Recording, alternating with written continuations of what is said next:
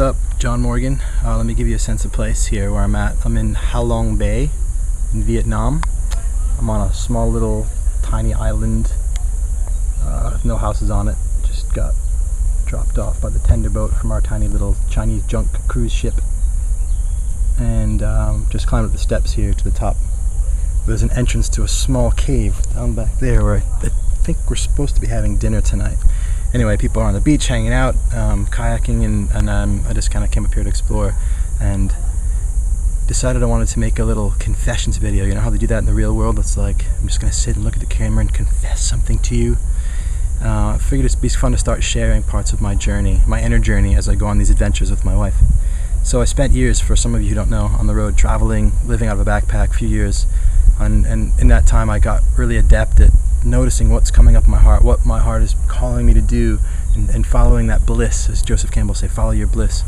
And I live my life that way. I build my business that way. That's what I work with clients, help them to do, is to connect with that and to live by that. And I knew when I married my wife and we would have our adventure together that it's not going to be just me following my heart anymore. It's going to be me following the intertwined desire of both our hearts. That's the cooperative call to adventure, call to the cooperative adventure, to both our adventures. I knew that, and so making decisions about what we're going to do with our life, where we're going to live, where we're going to go and travel, big things like that, it's been really easy. It's been like, where do you want to go, where do I want to go, let's decide together.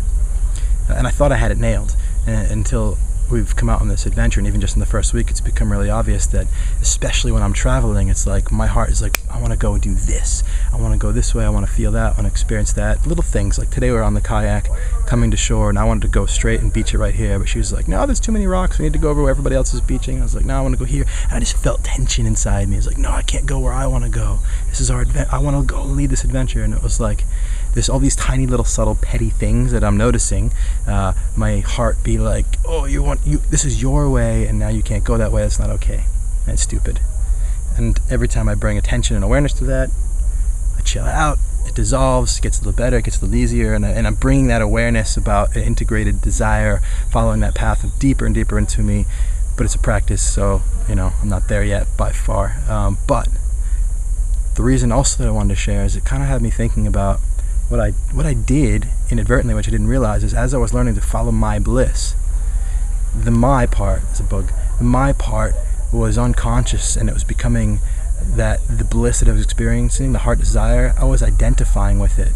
And I was assuming that this thing that came from somewhere I didn't know, maybe from spirits or from some emergent psychology or a reflection of imprints throughout my life or whatever, this thing that was just happening within me, this thing I was being called to do, I was starting to say that that's me, and I own that, and I have to do that thing, and anything that gets in the way of that, that's not okay for me. But now what I'm thinking is like, even that idea, follow your bliss, follow my bliss, this ownership idea, this possessiveness around bliss, that's actually kind of messed up as well, because the bliss, the call to adventure, it's not owned by anybody. It's just this stuff that's floating through the universe, this mimetic energy, and it's coming into you and through you, and for you to get in the way, or for you to think that that is you, that's the mistake, and that's that separation that creates the trap, and it's just as much of a trap as following something from the outside and forgetting all that stuff that's on the inside. And so I guess what I'm trying to say is that I'm starting to see an even deeper understanding that my wife's heart's desire is no more her heart's desire than my heart's desire is my heart's desire.